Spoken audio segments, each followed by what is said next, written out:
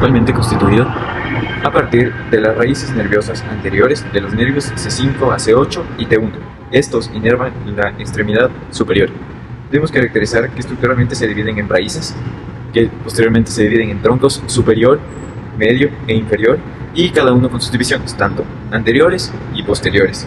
Estos en cada uno, para luego posteriormente dividirse en fascículos lateral, posterior y medial, mismos que por unión entre ellos, en ciertos casos, como lo es en el caso del mediano, dan nervios periféricos que son ramas terminales, en las cuales se destacan el nervio musculocutáneo, el axilar, el radial, que en este corte está presente aquí, el mediano y el ulnar.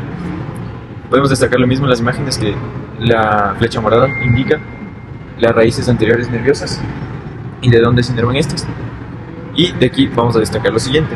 Vamos a encontrar en la foto los sectores que se encuentran inervados, dividido por regiones. En rojo encontramos los nervios supraclaviculares, en morado los nervios axilares, en magenta todo lo que es inervado por el nervio radial, en celeste todo lo que es inervado por el nervio intercostalbraquial y la rama medial del nervio cutáneo, en verde todo lo del nervio cutáneo antebraquial medial, en naranja todo lo del nervio musculocutáneo, y eso es todo. Debemos destacar, dentro de las principales diferencias, es que los nervios de los músculos del compartimiento interior están inervados por el nervio musculocutáneo. El nervio mediano inerva todos los músculos del compartimiento anterior, exceptuando el nervio flexor cubital del carpo y el flexor profundo de los dedos, que es inervado por el nervio cubital.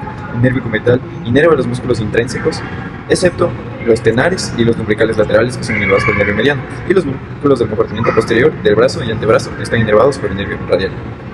La rama que inerva el romboides es el nervio dorsal de la escápula, y el nervio dorsal de la escápula inerva el romboides menor. Las cabezas medial y lateral del músculo gastrocnemio surgen de las caras posteriores de los respectivos cóndilos femorales. Su inserción es en la cara posterior del calcáneo por medio del tendón de Aquiles. Su inervación es por el nervio tibial, y la acción que realiza es la flexión plantar del pie, y flexiona la pierna en la articulación de la rodilla. El músculo sóleo se origina en su cara posterior de la cabeza y tercio superior de la diáfisis peronea y región medial adyacente de la tibia posterior. Se inserta en la cara posterior del calcáneo por medio del tendón de Aquiles. Está inervado por el nervio tibial y su acción es la flexión plantar del pie. El flexor largo de los dedos se origina desde la superficie posterior de la tibia y se inserta en la superficie inferior de las falanges distales de los dedos 2 y 5. Está inervado por el nervio tibal y su acción es la flexión de las falanges en las articulaciones distales de los dedos 2 al 5, la inversión y la flexión plantar del pie en la articulación del tobillo. El extensor largo de los dedos se origina desde el cóndilo lateral de la tibia, en los 3/4 superiores del eje anterior del peroné y la membrana interósea. Se inserta en las falanges distales de los dedos 2 a 5. Está inervado por el nervio peroneo profundo, y su acción es la extensión de los dedos 2 a 5, la dorsiflexión y eversión del pie en la articulación del tobillo. El peroné largo se origina desde la membrana interósea, la superficie posterior de la tibia y la cabeza y los 2/3 superiores de la superficie lateral del peroné. Se inserta en la base del primer metatarsiano e está inervado por el nervio peroneo superficial y su acción es la eversión y flexión plantar del pie en la articulación del tobillo y ayuda a soportar el arco transversal del pie. El extensor largo del dedo gordo se origina en la superficie interior del peroné y la membrana interósea anterior adyacente. Se inserta en la superficie dorsal de la falange distal del primer dedo. Está inervado por el nervio peroneo profundo, y su acción es la extensión del primer dedo, la dorsiflexión e inversión del pie en la articulación del tobillo. El músculo tibial anterior se origina en el cóndilo lateral y diáfisis lateral proximal de la tibia. Su inserción es en la base del primer metatarsiano y cuneiforme medial. Está inervado por el nervio peroneo profundo, y su acción es la flexión dorsal e inversión del pie. El músculo tibial posterior se origina en la membrana interósea, en la cara posterior de la tibia y los 2/3 superiores de la cara medial del peroné. Se inserta en la tuberosidad del hueso navicular y las bandas cuneiformes, cuboides y metatarsianos 2 a 4. Está inervado por el nervio tibial y su acción es la flexión plantar del pie, inversión y aducción del pie. El músculo aductor mayor se origina en la rama inferior del pubis y rama inferior y tuberosidad del isquio. Su inserción es el tubérculo aductor en el cóndilo medial del fémur y labio medial de la línea áspera. Está inervado por el nervio obturador y la rama procedente del nervio ciático, y su acción es la aducción y extensión del músculo en la articulación de la cadera. El bíceps femoral se origina en la tuberosidad isquiática, compartiendo un tendón común con el semitendinoso y el semimembranoso. Su inserción es en la cara lateral de la cabeza del peroné, está inervado por el nervio tibial y su acción es la flexión y rotación lateral externa de la pierna. El músculo semitendinoso se origina en la tuberosidad isquiática, compartiendo un tendón común con el semimembranoso y el bíceps femoral. Se inserta en la cara medial de la diáfisis superior de la tibia mediante un tendón común de la pata de ganso. Está inerviado por el nervio tibial y su acción es flexionar la pierna en la articulación de la rodilla y rotar medialmente hacia adentro. El músculo grácil se origina en la mitad inferior de la sínfisis del pubis y mitad superior del arco pubiano. Su inserción es en la cara medial de la diáfisis superior de la tibia mediante un tendón común de la pata de ganso. Está inervado por el nervio obturador y su acción es la aducción y flexión del muslo en la articulación de la cadera, flexión y rotación medial interna de la pierna inferior en la articulación de la rodilla.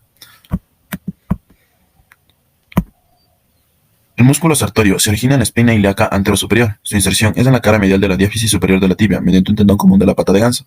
Está inervado por el nervio femoral y su acción es la flexión, abducción y rotación lateral del muslo en la articulación de la cadera, flexión y rotación medial de la parte inferior de la pierna en la articulación de la rodilla. El músculo vasto medial se origina en la línea intertrocantérica y labio medial de la línea áspera. Su inserción es en la rótula, por el tendón del cuádriceps, en la tuberosidad tibial por el ligamento rotuliano. Está inervado por el nervio femoral y su acción es la extensión de la pierna en la articulación de la rodilla. El músculo recto femoral se origina en la espina ilíaca anteroinferior y un surco superior al acetábulo. Se inserta en el tendón común del cuádriceps que abarca la rótula y que se inserta en la tuberosidad tibial. Está inervado por el nervio femoral y su acción es la extensión de la pierna en la articulación de la rodilla y la flexión de la cadera. El vasto lateral se origina en el trocante mayor y cara lateral superior de la línea áspera. Se inserta en la rótula por el tendón del cuádriceps, tuberosidad tibial y por el ligamento rotuliano. La inervación es el nervio femoral y su acción es la extensión de la pierna en la articulación de la rodilla. Y por último, el tensor de la fascia lata se origina en la espina ilíaca anterosuperior. Se inserta en el tracto iliotibial y está inervado por el nervio glúteo superior. Se encarga de la flexión, rotación medial y abducción del muslo en la articulación de la cadera. Estabiliza la articulación de la cadera y rota lateralmente la pierna inferior en la articulación de la rodilla. Buenos días con todos. Ahora vamos a hablar acerca de los músculos del brazo y del antebrazo, tanto su compartimento anterior como posterior, superficialmente, con lo que podemos dibujar en la práctica. Empecemos con el deltoides. El deltoides es el músculo principal del hombro. Este va a tener una inserción proximal, distal, una inervación y una función. Su inserción proximal es en el tercio lateral de la clavícula, el acromión y la espina de la escápula. Su inserción distal es en la tuberosidad deltoide del húmero. Su inervación está dada por el nervio axilar C5, C6 y su acción es la porción clavicular, flexiona y rota el brazo medialmente. La porción acromial reduce el brazo, la porción espinal extiende y rota el brazo lateralmente. Tal como podemos ver aquí, aquí lo llaman anteversión, aducción, rotación externa. Este es el músculo, más o menos estaría ubicado aquí, se lo puede palpar y ver en personas con gran musculatura. Vamos con los otros, sería compartimento anterior y posterior del brazo. Empezamos con el tríceps braquial. El tríceps braquial, como su nombre lo dice, tiene tres cabezas, cabeza larga, lateral y medial. La cabeza larga va a estar originada en el tubérculo infraglenoide de la escápula, la cabeza lateral en la cara posterior del húmero, la cabeza medial en la cara posterior del húmero, inferior al surco del nervio radial. Su inserción distal es en el extremo proximal del olecranon de la ulna y la fascia del antebrazo. Su inervación, ya que es compartimento posterior, está dada por el nervio radial y su acción es principal extensor del antebrazo. La cabeza larga supone la luxación del hombro, especialmente importante durante la aducción. Este va a contrarrestar los movimientos del bíceps, que va a ser especialmente en la abducción y en la flexión. El tríceps es más en la extensión. Ya, ahora vamos con lo que es el tríceps braquial. Se origina su cabeza corta y larga en la punta del proceso coracoides de la escápula y la cabeza larga en el tubérculo supracraneoide de la escápula. Su inserción es en la tuberosidad del radio y la fascia del antebrazo por medio de la aponeurosis bicipital.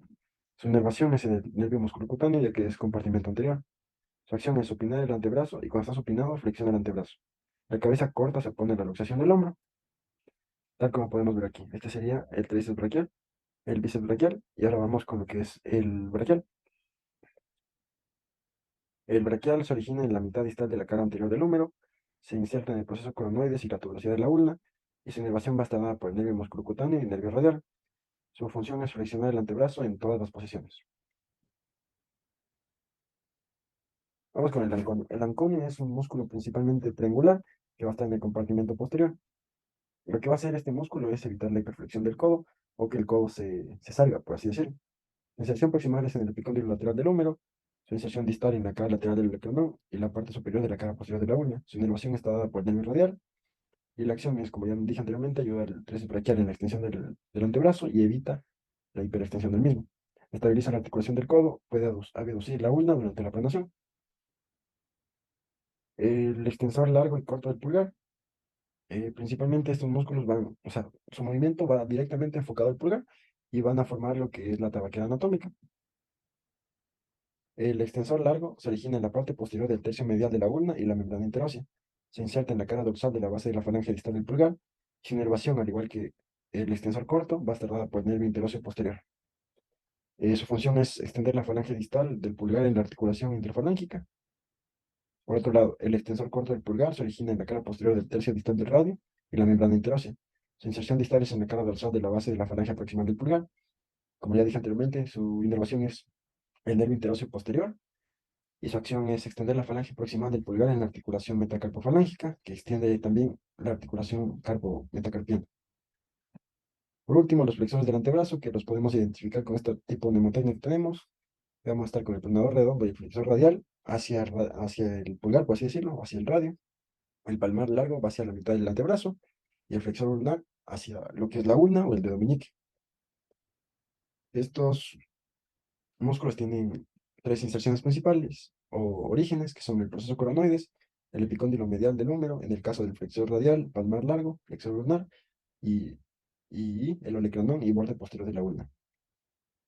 El pronador redondo tiene dos cabezas, cabeza ulnar, cabeza humeral, con diferente origen, proceso coronoides en el caso del ulnar y epicóndilo medial del húmero en el caso de la cabeza humeral. Su inserción distal es en el centro de la convexidad de la cara lateral del radio.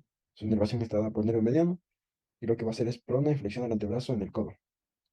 El flexor radial del carpo, el palmar largo y el flexor ulnar del carpo se originan en el epicóndilo medial del húmero. El flexor radial del carpo se inserta en la base del segundo metacarpiano, está inervado por el nervio mediano y flexiona y aduce la mano en el carpo.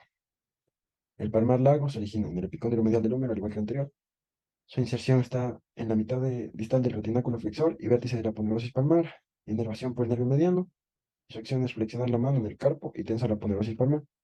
El flexor ulnar del carpo, que es el último, tiene dos cabezas, cabeza humeral, que se origina en el epicóndilo medial del húmero, y su cabeza ulnar se origina en el olecranon y borde posterior de la ulna. Su inserción distal es en el pisiforme, gancho del ganchoso y el quinto metacarpiano. Su inervación es el nervio ulnar y su acción es flexionar y aducir la mano.